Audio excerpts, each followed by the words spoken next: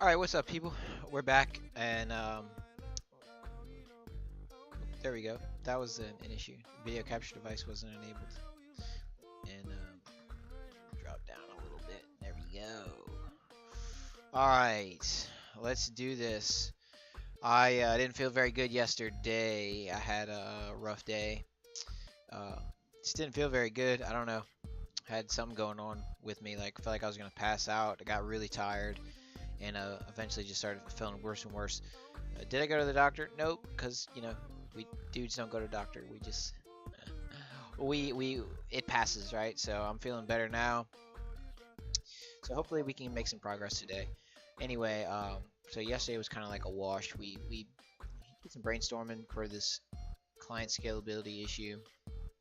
It's not gonna be easy. It's just that simple. Programming is hard. Programming is hard. Uh,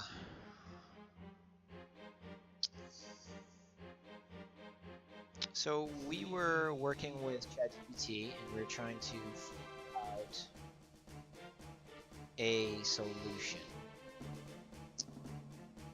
And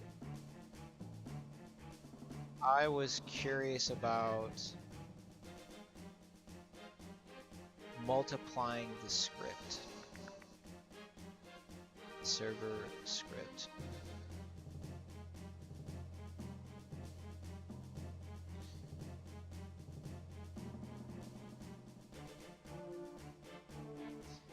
But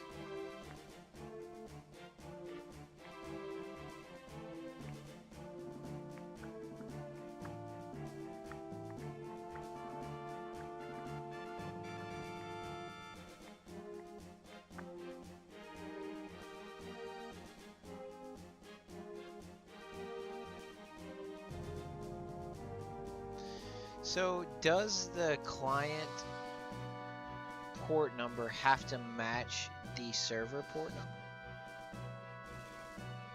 Is that how this works? If I were to change port number here, there we go.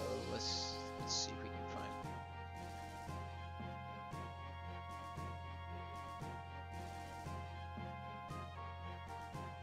All right, so we got this 49,152. If I just change this to be 55,54. Now if we run this, we'll do cd canasta, and now we're gonna run this.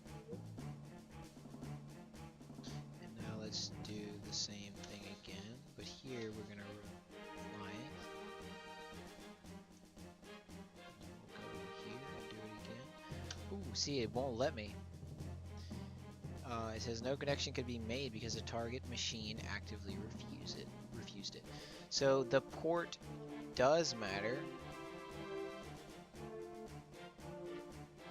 Okay, it won't let me terminate the server for whatever reason. But so apparently it does matter.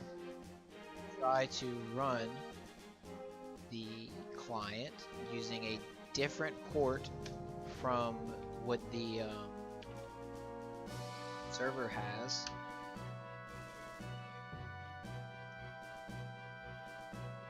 Let you. It refuses you. So you do L and it's gonna refuse. Yep, refused it. Alright, so we try to kill the script, it doesn't work.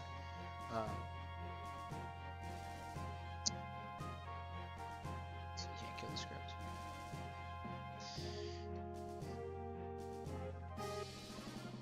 We can delete it.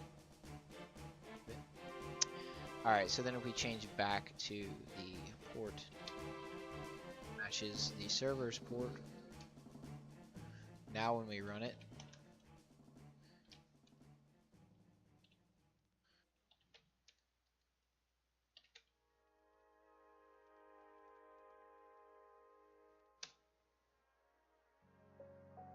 okay, so now it works. Yep. Alright. So the port does have to match. So, okay, so you can just have another socket, right? So you can have multiple sockets at the same port and address, I'm assuming. I mean, that's gotta be how it works, right? It's gotta be. Because otherwise you'd have to change your port, but then how would your client know that you like changed your port and stuff? How would the client know that? The client wouldn't. They would not have that information.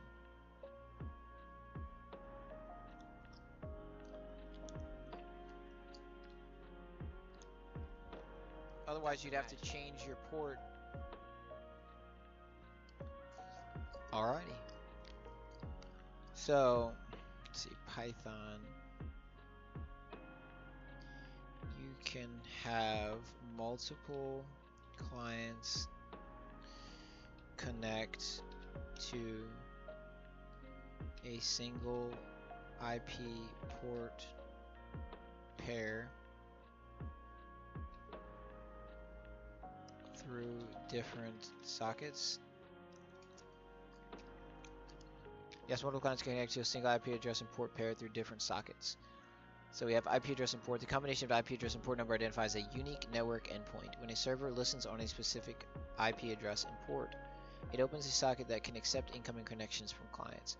Each client can establish its own socket connection to the server's IP address and port. Even though the clients are connecting to the same IP and port, each connection is distinct and is managed by the server using a unique socket for each client. Operating system socket handling. The operating system manages multiple connections to the same IP address and port by associating each connection with a unique socket pair, client's IP address and port, and the server's IP address and port. So there are multiple clients to connect simultaneously. On the server side, when it accepts a client connection, it creates a new socket that is specifically associated with that particular client. The server's main listening socket continues to listen for new incoming connections. Multiple clients can indeed connect to the same IP and port, but each connection will be handled by a separate socket on the server, allowing them to interact. Gotcha, okay. So I needed to understand that a little better.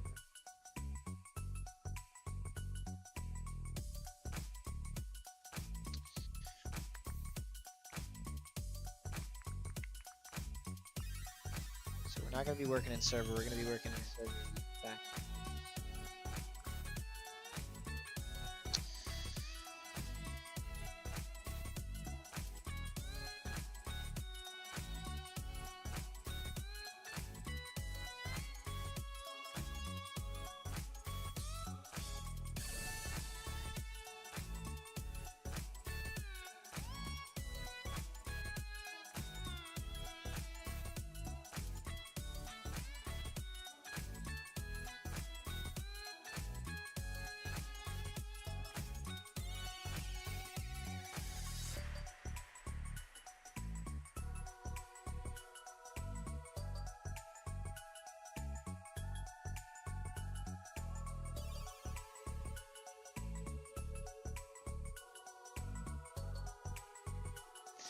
Oh, so the reason that it won't accept another connection is because the accept method is not being run. So that's why it's not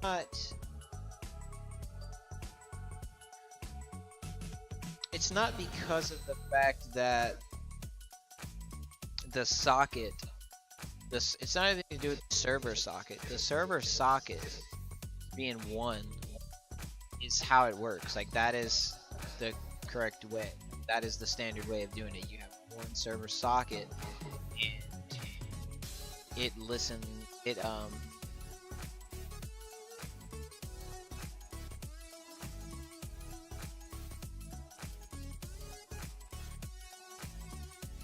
it is bound to a server and a port combination, which is an IP address and port number.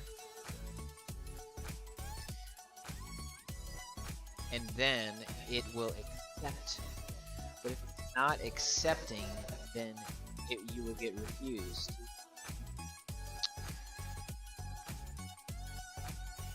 So if we do Pi server, clients, do client again. Now we works. Then if we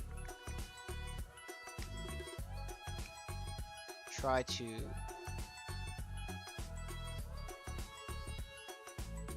why does it not let me?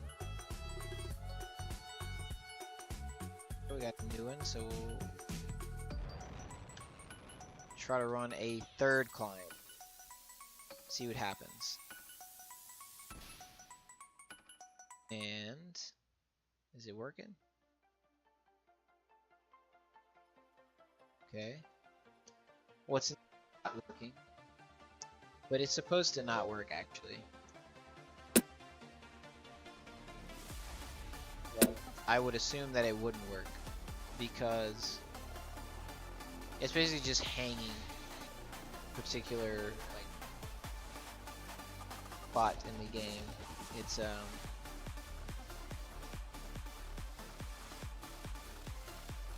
see. What would it be doing right now?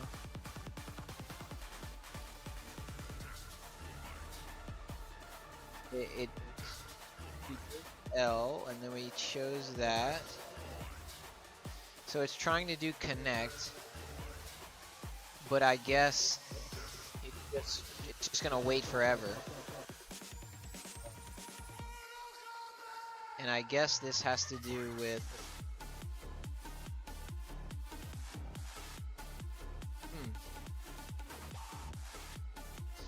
well, so I guess it doesn't work, but it also doesn't crash. It just hangs. So yeah, it's trying to connect right here. Right. And it's just not able to connect for whatever reason. It's going to end connect. Let's see what happens here. Okay, so then it's false. Local is equal to true. This is where it would go, and it would try to connect to the local network endpoint. But when it does network socket.connect,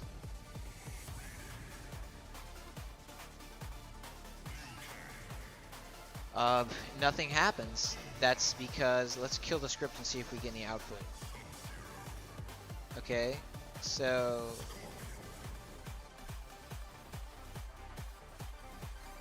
it was actually at line 3. So did it connect?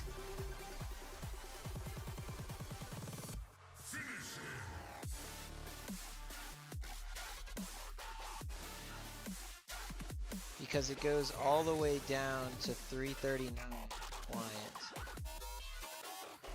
Let's fix our extensions. Let's go over here. Client. And let's go.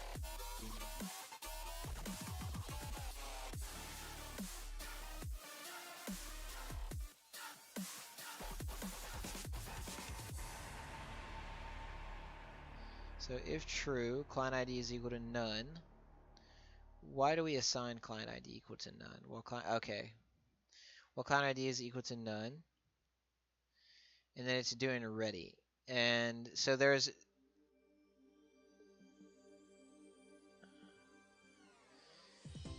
nothing to select, I suppose. So it just hangs right there for whatever reason. Let's see if we do it again. Let's see if we get the same output.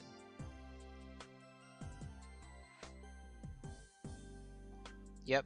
So it's crashing at the same. It's hanging right here. So for whatever reason, select.select. I guess it has to do with this network socket like being occupied or whatever.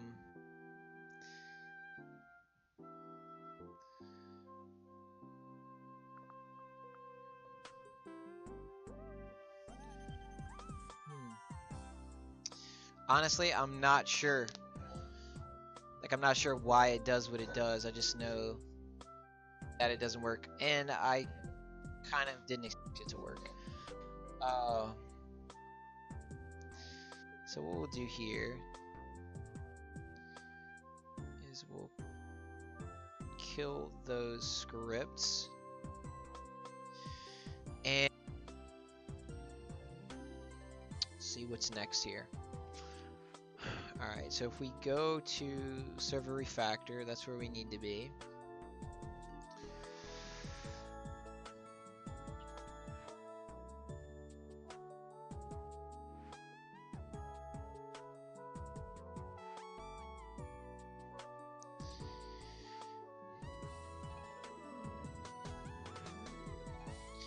We have to modify this in such a way that it can handle multiple clients. That's the goal.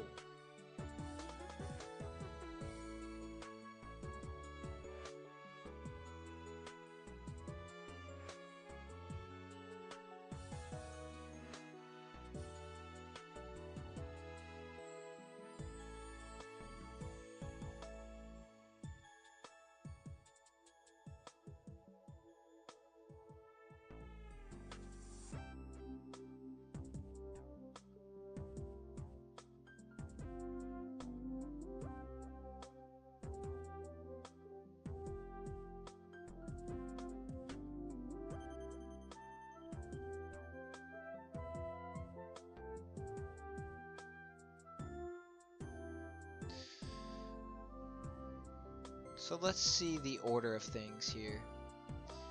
How does this work?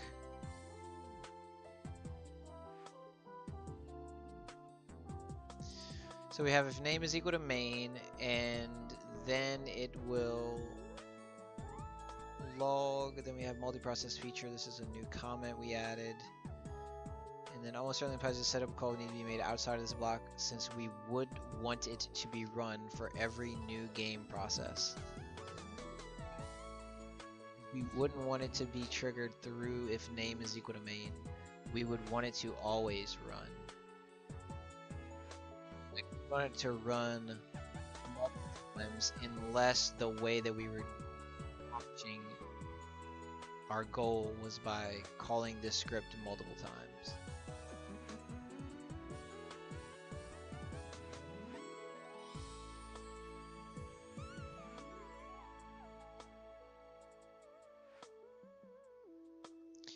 Which really means we would have like a parent script that, or a different script that would actually like have the server socket and would bind to the network, to the IP address and all that. And then once it was bound, it would start accepting connections.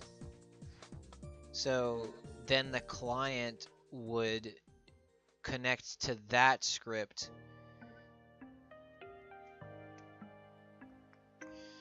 and then like that script would call this script,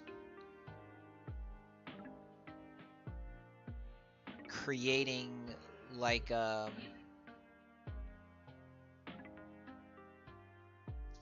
creating a new game instance.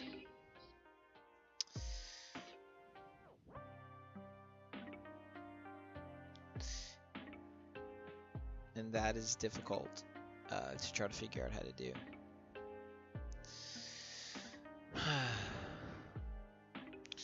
So right now we're trapped here trying to figure out how to accomplish this.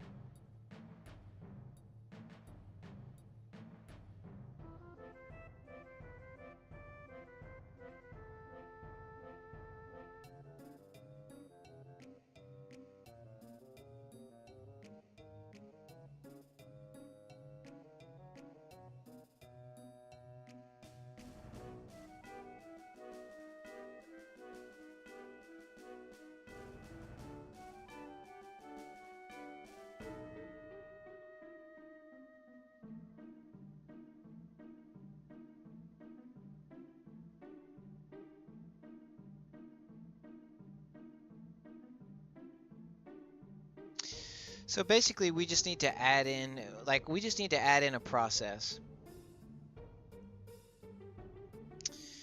We need to add in the multi-processing thing. That is what we need to do.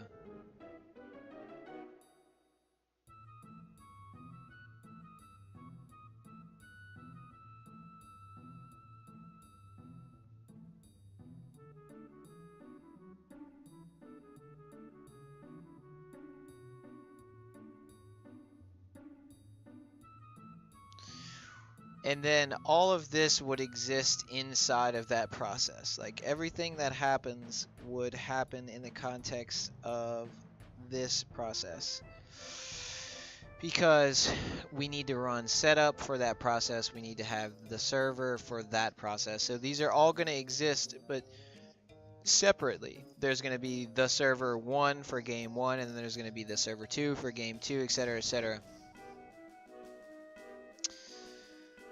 So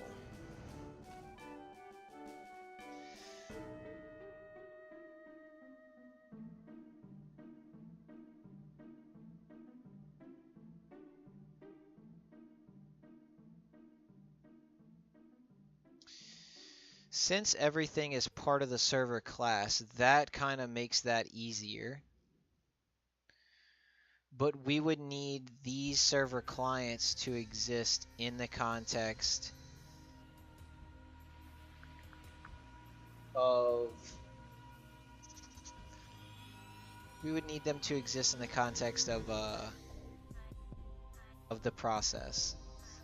So this would have to be moved.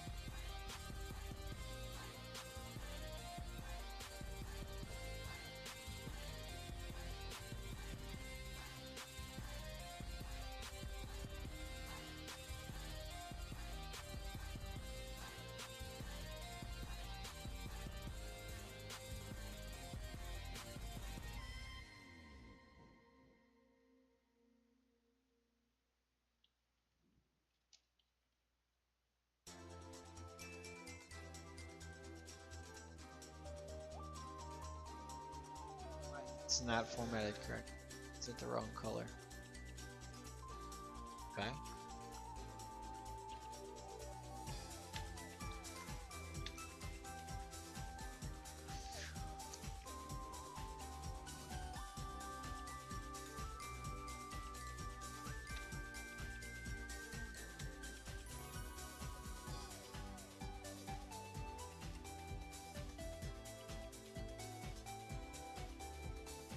So we're going to use multiprocessing to create a new process for each individual game.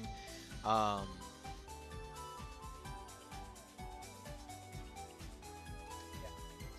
mean, to write this, like, this is self-explanatory.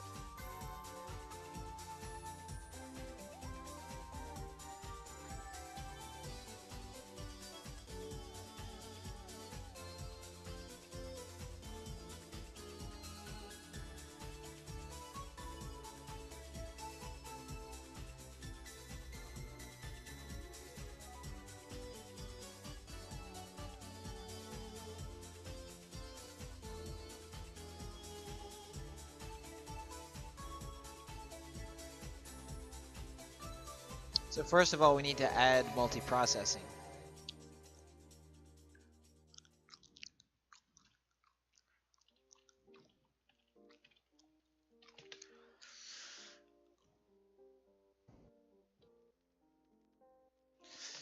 So Python multiprocessing library is used to run multiple processes in parallel, making it possible to take advantage of multiple CPU cores. This can significantly improve the performance of CPU-bound tasks, especially when you're working with blah blah blah blah blah. Create and manage separate processes, communicate between them, and synchronize their actions. Here are the key components. So this is new for us. This is brand new using multiprocessing. We've never used this before. Yeah. So here's the key components of the multiprocessing library. It has processes. Each process in multiprocessing runs in its own memory space with its own Python interpreter and global variables. With its own Python interpreter and global variables. This is different from threading where multiple threads share the same memory space. And then we have a pool. A pool is a high-level abstraction that allows you to parallelize a function across multiple input values. It manages a pool of worker processes.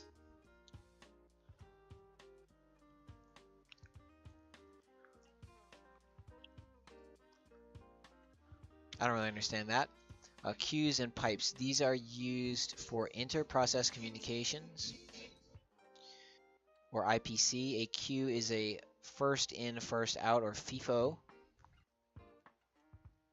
A queue is a first in, first out queue that can be shared between processes. First in, first out. And a pipe allows for two-way communication.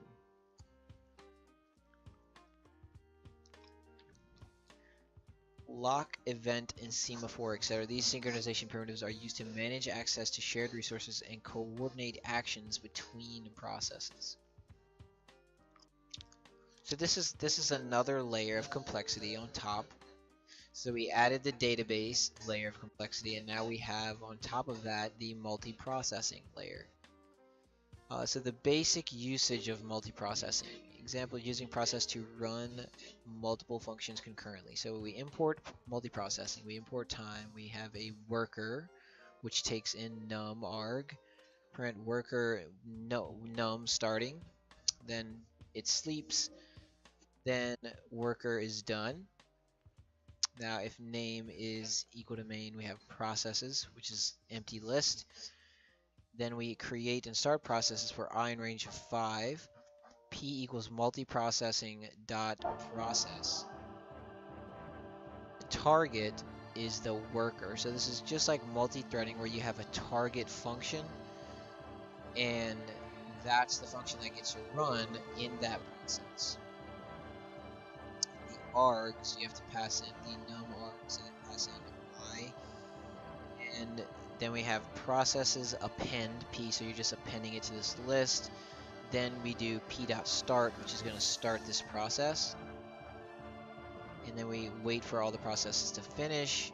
And for P and processes, p.join. So whenever they're all done, so join basically waits until they're done. And then it says all workers are done. So it's not an extraordinarily complicated process on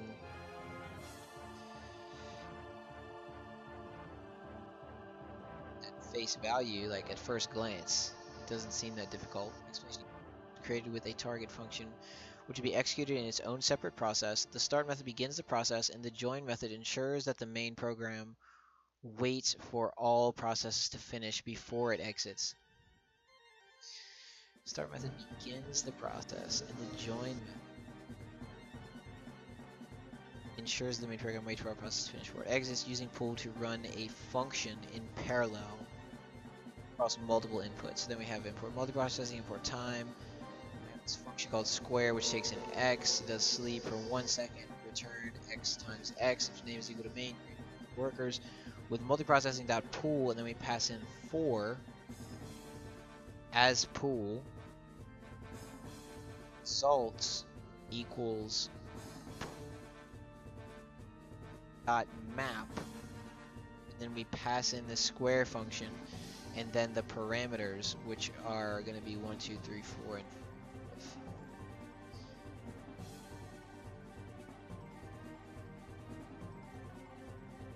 Then the pool class creates a pool of worker process, so it creates 4.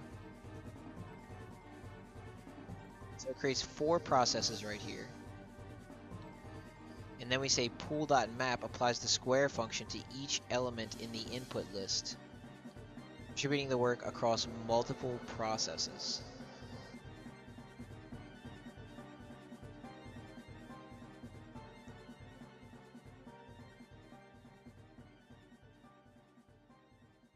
Okay, so it's basically like gonna let this one handle the first one, the second thread handle that one, the third thread handle that one, the fourth thread, and then the first thread, since it will finish first, it will probably run the fifth one.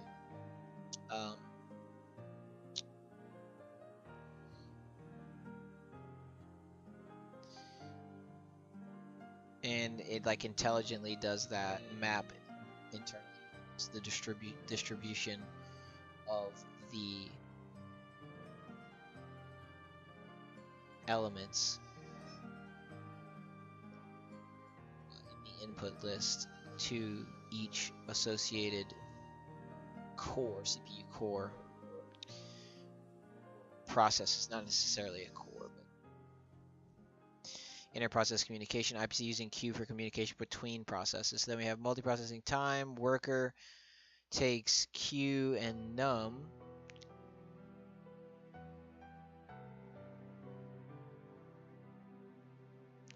So here we have worker taking Q, num, time, sleep 1, and the Q will put worker num done whenever it's finished. And then if name is equal to main, Q equals multiprocessing.q, processes equals empty list for I in range of 5, P equals multiprocessing.process.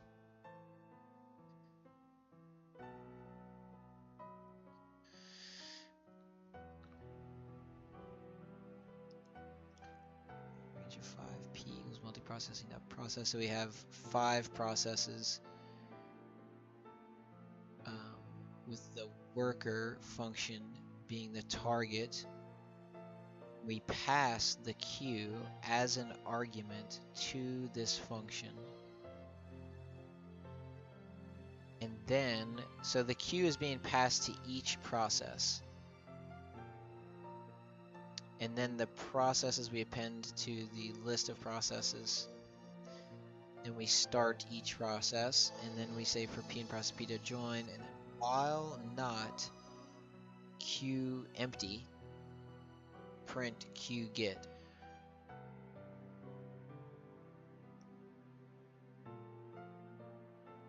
So this queue is going to, you're going to put in from process number 1, it's going to put in from process number 2, put in from process number 3, etc., etc., etc. It's going to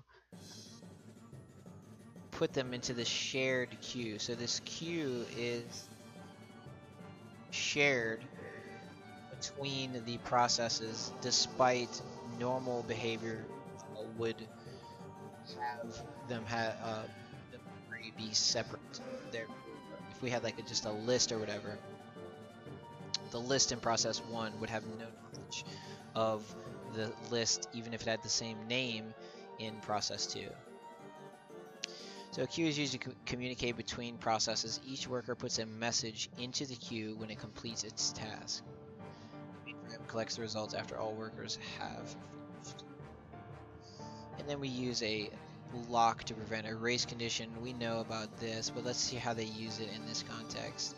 So we have worker, lock, and then with lock we start, and we sleep, and then we say we're done. If name is equal to main, lock equals multiprocessing lock, processing here. But in this case, it's a multiprocessing.lock. Say for I in range of 5, we start a process. So we start 5 processes with the target as the worker, function as worker. Then we pass the lock in as an arg.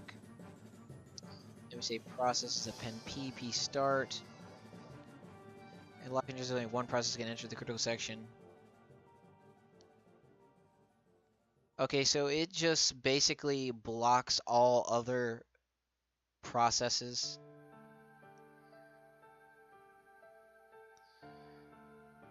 Avoiding race conditions.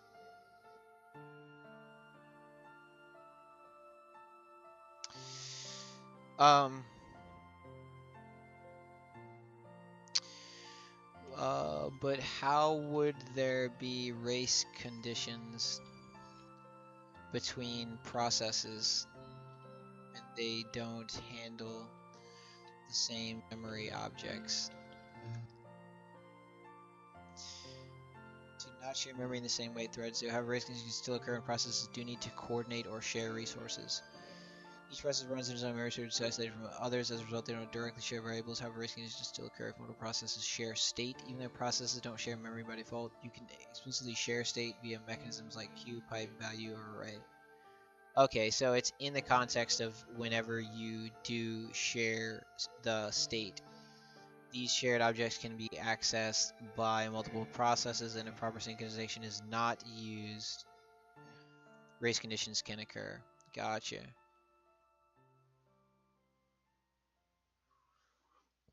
Access shared resources. Processes may attempt to interact with external files. Database conditions can happen.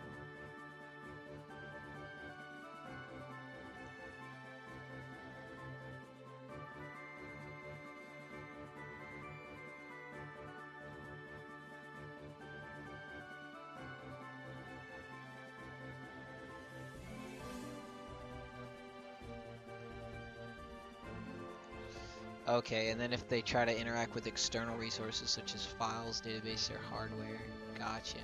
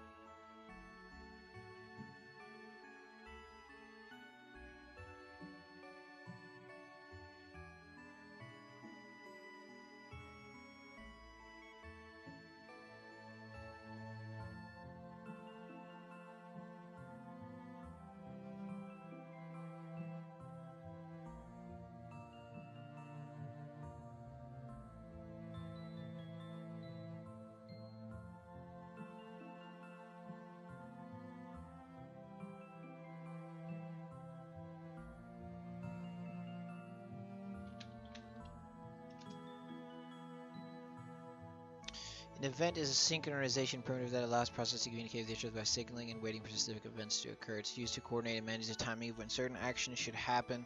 An event object is like a flag that can be set or cleared. Other processes can wait for the event to be set or triggered before proceeding with their tasks. These usually want one process to wait for another process to complete a certain action or condition before continuing.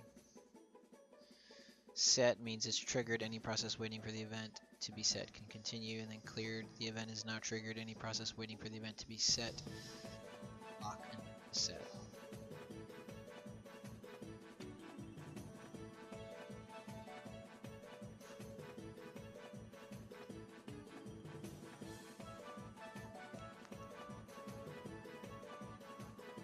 It's the current process until the event is set. If the event is already set,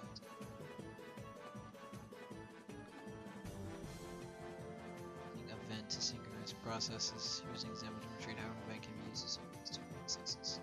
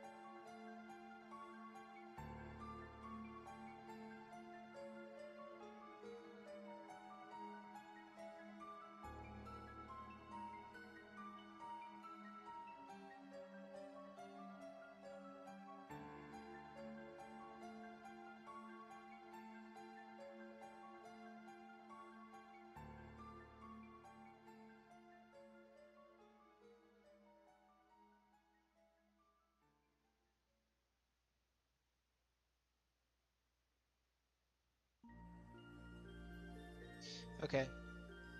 Stan.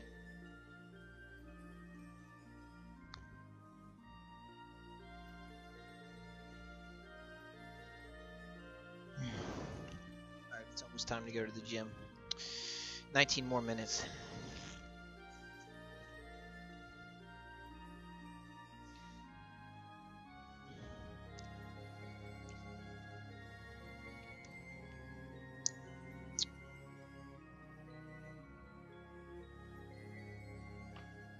So,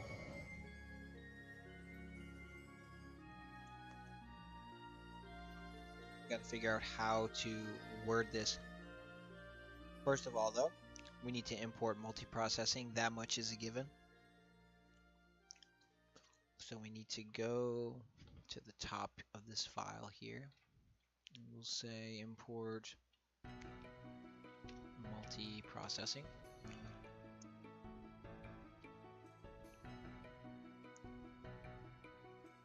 And I suppose we should do this in the context of if name is equal to main.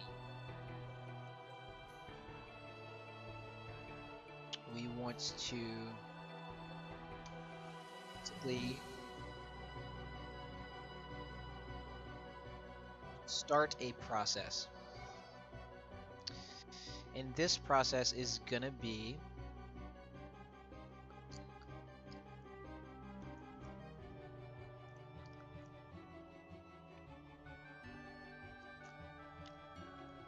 we have processes minus an empty list. We do P equals multiprocessing. Let me write this out. Let's call it P, and then say multiprocessing dot process with a capital P. To have our target function, and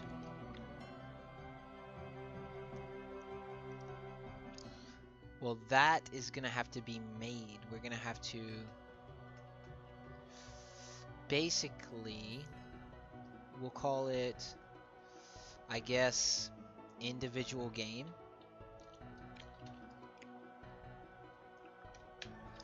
And the args are going to be, we don't know. We gotta finish this. All right.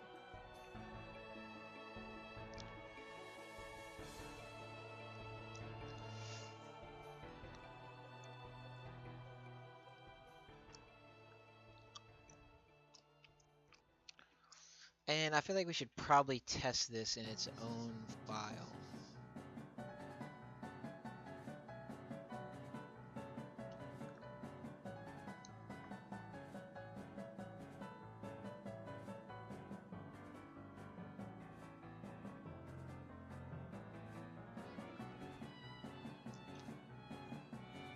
Let's do that. Let's go to test file. Test reminders.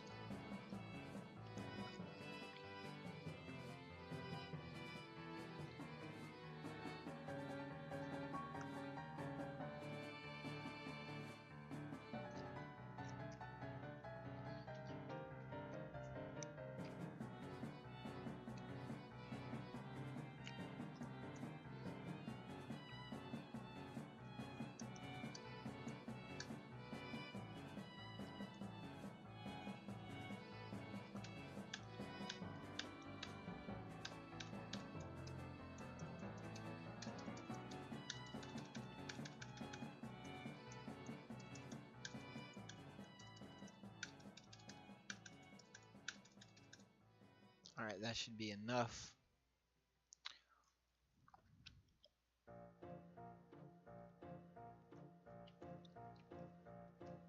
Now we'll go up here and we'll say import multiprocessing. Then we're gonna say processes equals an empty list, and then we'll say P equals processing dot process, and we're gonna pass the target and args. Say we'll have this function called if, which will do while true.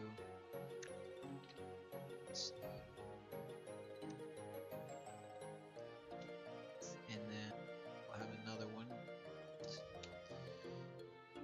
G.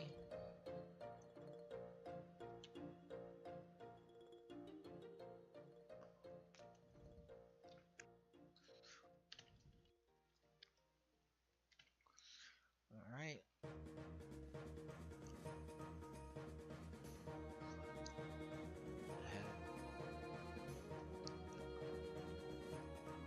Say for process in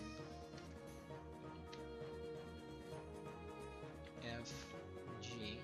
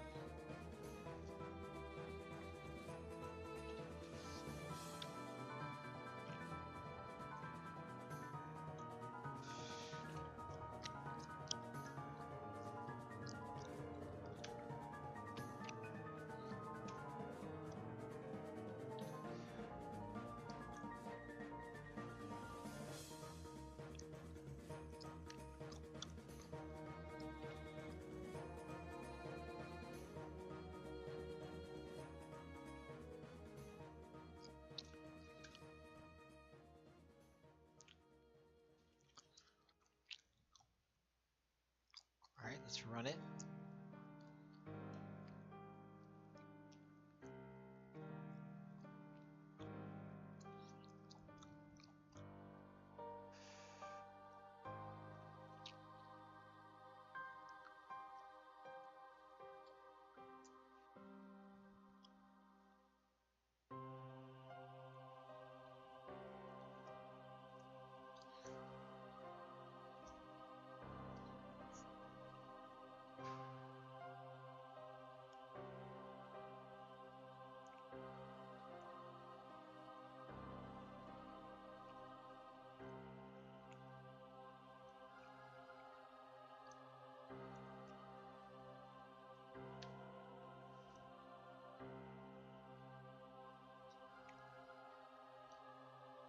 Okay, so now we should have two new processes.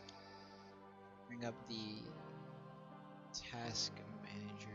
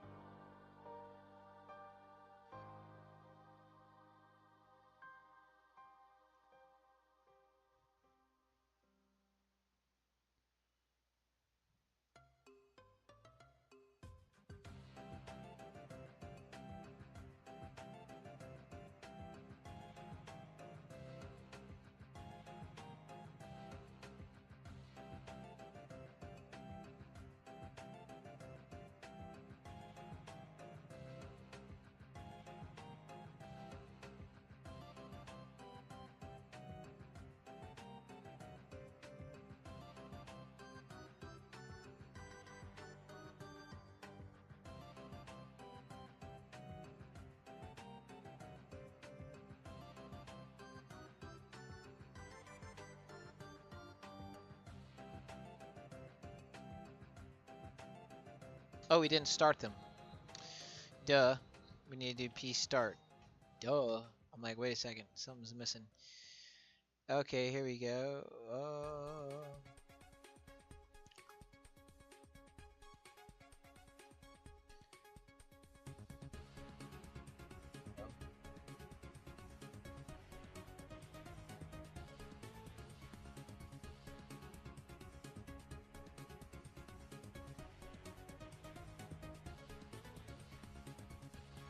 As soon as maybe starting a process before the current process is finished, it's bootstrapping for it. That means you are not using a fork to start your child process, and you have forgotten to use the proper VM in the main module. Names including freeze support. Can be limited if the program is not going to be frozen to produce an executable. Part of the safe importing of main module.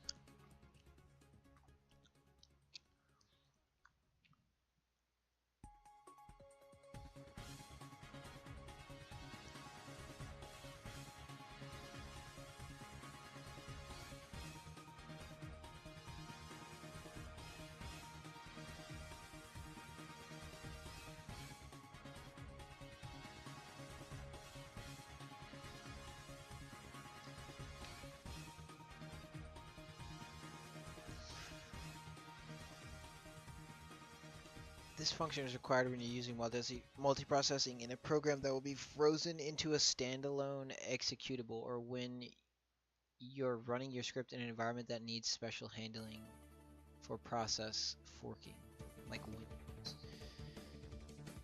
Windows, Python doesn't use the fork system call to create new processes. Python doesn't use the fork system call to create new processes like it does with Unix-based systems. Instead, it spawns a new Python interpreter. The new process executes the entire script. Now the program starts mostly with GUI or other non-trivial code. Free support. This function is part of the solution for Windows, ensuring that the child processes are set up properly when the program. Multi-processing module from trying to rerun the entire script when it spawns new processes. Processing.free support under the if name is equal to main block. This is standard way to ensure the program works correctly on Windows. Okay, so we need to do if name is equal to main. So add this. So we need to do if name is equal to main, then we do multi-processing dot support.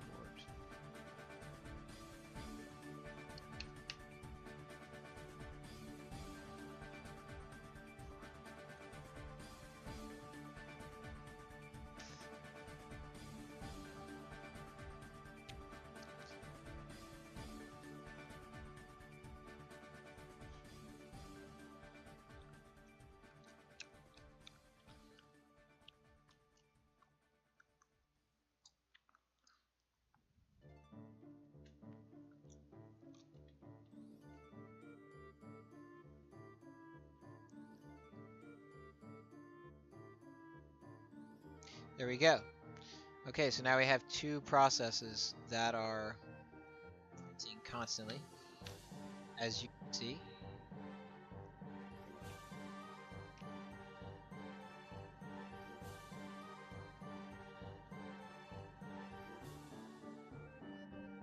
And that shows up as, what actually shows up as one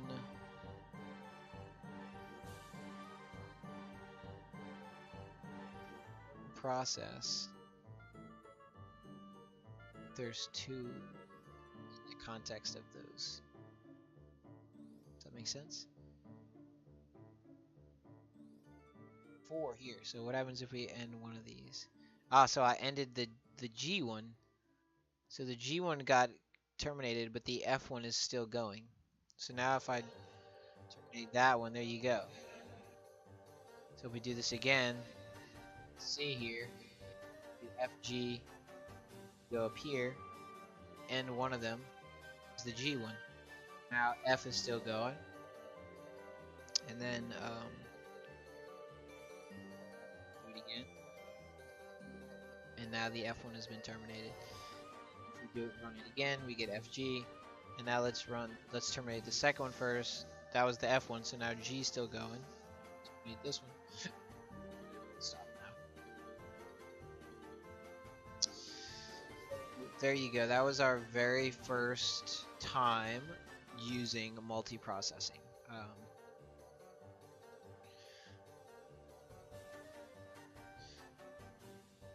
Let's just put this as a note. This is essential for multi-processing on Windows to correctly the process without causing it to freeze. All process executions must be executed in this context. So I'm guessing, do we have to free support every time we start another process, even if we already run it? You don't need to call free support every time you start a new process. You'll need to call free support once each you place in the if name is equal to main. Status specific initialization when the script is executed. Not to control or initiate process. Once the function is called, it ensures that any subsequent processes are properly initialized, so you don't need to call it again.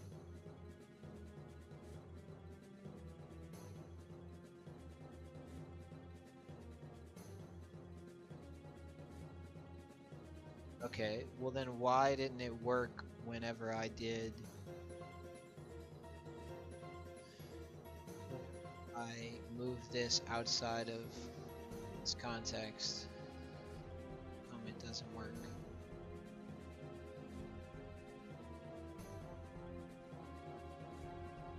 Because it's recursively starting to try to start a process? Okay.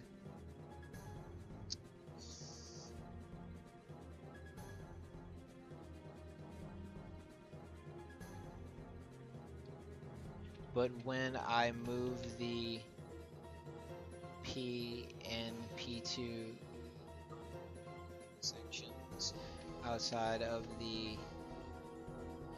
name equal to main, we'll close the frozen.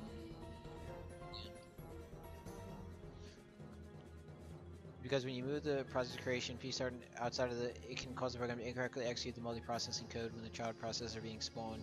Python needs to handle the creation of new processes differently than in Unix-based systems. This means that when you spawn a new process, Python will attempt to script and execute it again. If you don't properly guard the creation of processes within the if name is equal to main block, you leave the process being spawned multiple times, leading to a recursive loop and triggering the frozen error. Got you.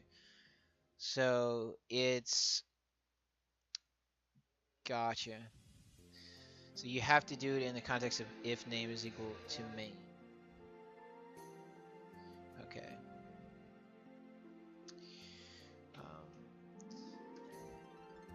All new processes must be created and started in the context of if name is equal to main.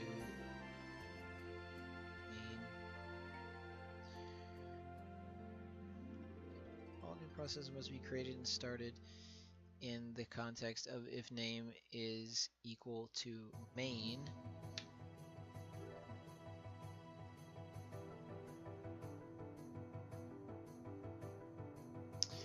Otherwise, they will be recursively created and initialized, started, which will cause the freeze bug to be thrown, or freeze error.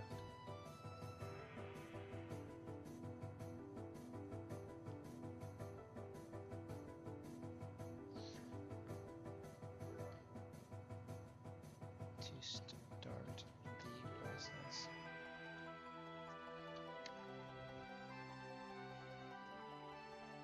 I mean, self-explanatory, but helps me to remember, sort of. Okay, so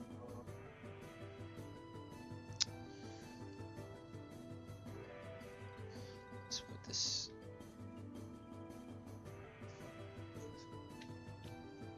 Call this multi-processing intro 1.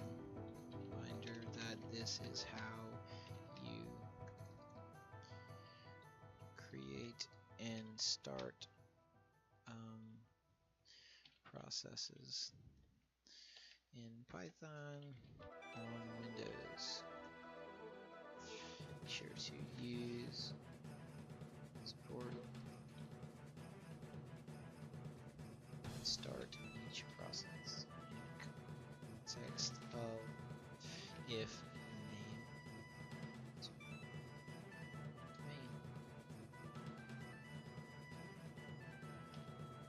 Work.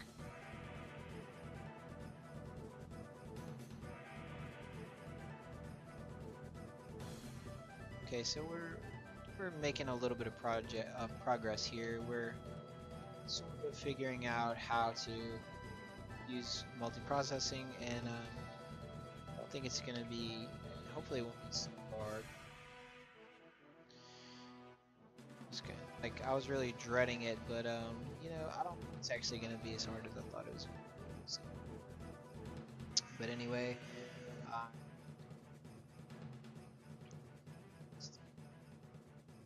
basic usage of multi-processing in test reminders.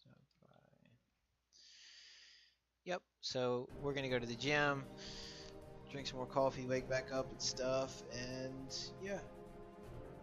I'll see you guys in a little bit. Make progress and use multi-processing to spawn multiple processes, one for each game.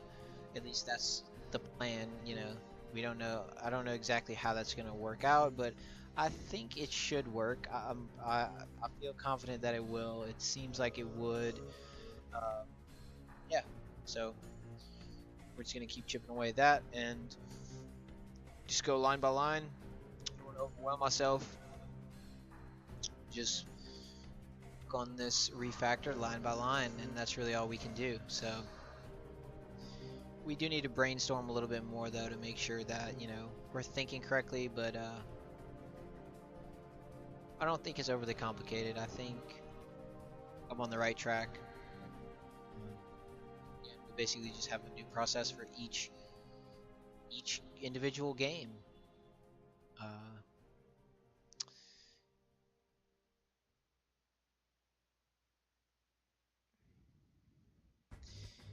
But that means we're gonna have to, like, you know, make it to where all the clients connect to.